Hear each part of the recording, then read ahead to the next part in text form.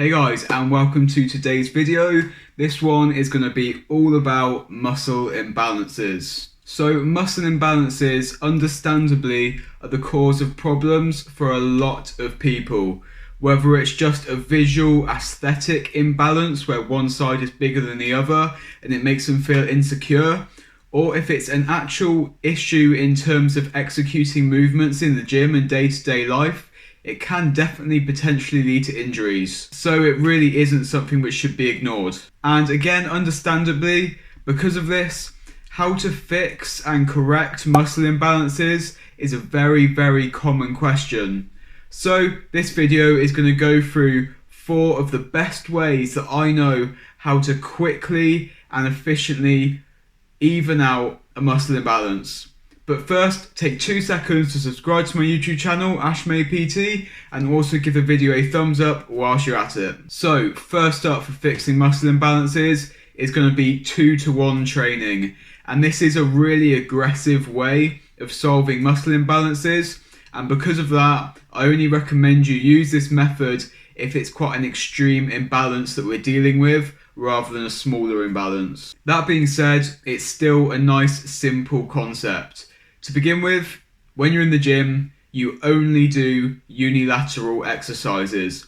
So this is going to be things like lunges and Bulgarian split squats for the legs, single arm dumbbell curls rather than 2 arms at the same time for biceps. You get the idea. Then, when you go into performing your sets, this is what you do. You begin with your weak side. So let's say your right arm is weaker for biceps. You're going to train your right arm. You're going to get your 10 reps. Then you're going to move on to your left arm, get your 10 reps.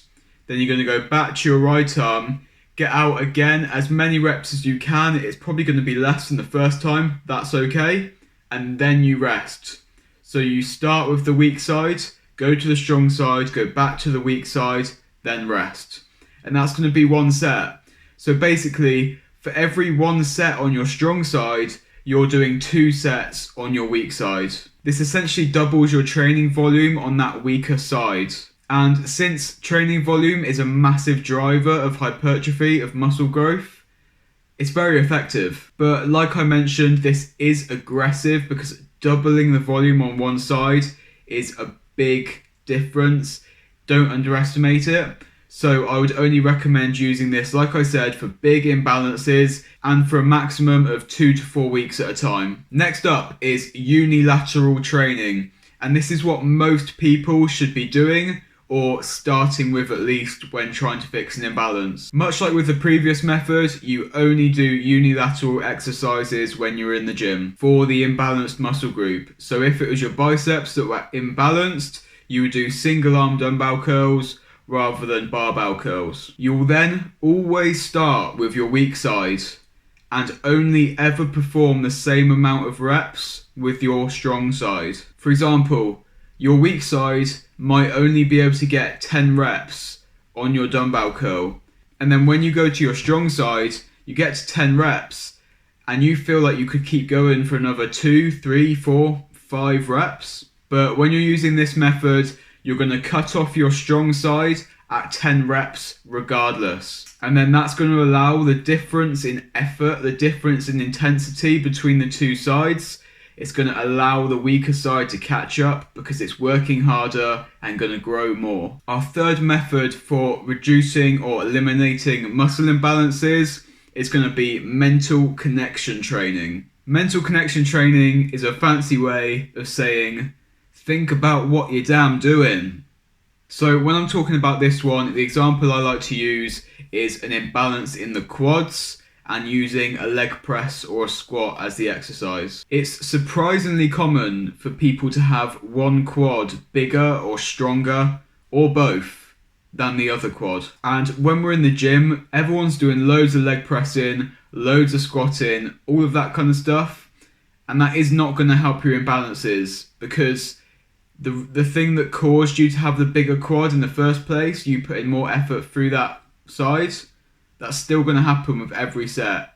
So your imbalance is going to stay the same, or it's just going to continue to grow, so the gap between them is bigger and bigger and bigger. So if your imbalance is very mild or it's just in its beginning stages, this technique is what I really recommend you should do, because it's not going to impact your actual training or your programming in the gym.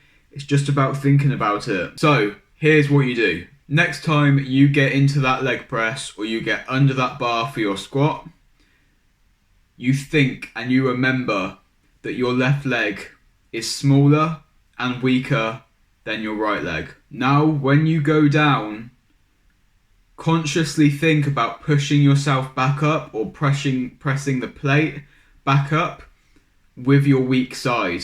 In reality, you're probably going to be applying pretty much equal force between the two legs when you do this, but it's going to feel like you're driving through your weak side way more.